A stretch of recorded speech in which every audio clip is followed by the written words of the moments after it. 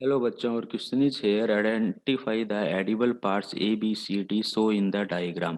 देखिए, हम यहाँ पे बात करें, ये हमारे को फ्रूट का डायग्राम दिया गया है और एप्पल कहा गया है। तो एप्पल तो हमारे पास में किस टाइप का फ्रूट होता है? फॉल्स फ्रूट है। क्या है? फॉल्स फ्रूट है। क्या होता है फ्रूट?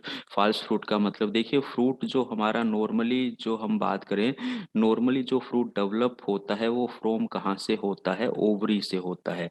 अगर हमारा ऐसी कंडीशन मिले तो इसे हम क्या कहते हैं? ट्रू फ्रूट्स कहते हैं। लेकिन फॉल्स फ्रूट्स का मतलब होता है यदि हमारा फ्रूट, क्या बात कर रहे हैं, फ्रूट डेवलप हो from other than ovary, from other than ovary part से डेवलप हो, तो उसे हम फॉल्स फ्रूट कहते हैं। जैसे एप्पल के केस के अंदर ये डेवलप किससे होता है? थैलेमस से होता है। अब हमें देखना है कि यहाँ पे थैलेमस कौन सा पार्ट्स होता है। तो देखिए, सबसे पहले तो हम बात करें, ये जो ए है ये हमें क्या बताता है? सीड के बारे में बताता है। ठीक है। जो हमारा बी पार्ट्स है ये हमें किसके बारे में बताता है? ये हमारे पास में क्या है? ये हमारे पास में थैलेमस है। ठीक है। वहीं हम अगर यहाँ पर आपसे डी पार्ट्स की बात कर ले तो डी पार्ट्स हमारे पास में एंडोकार्प है। क्या है? एंडोकार्प है हमारे पास में। हम यहाँ पे डी पार्ट्स की अगर बात कर लें, ये हमारे पास में एंडोकार्प है। ठीक है।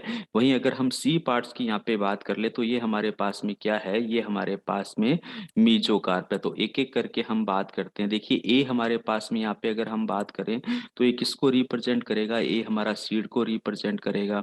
बी किसको रिप्रेजेंट करेगा? थैलेमस को रिप्रेजेंट करेगा। सी अगर हम बात करें यहाँ पे, सी तो मीजोकार्प को रिप्रेजेंट करता है, एपिकार्प को यहाँ पे रिप्रेजेंट नहीं कर रहा है हमारा। ठीक है।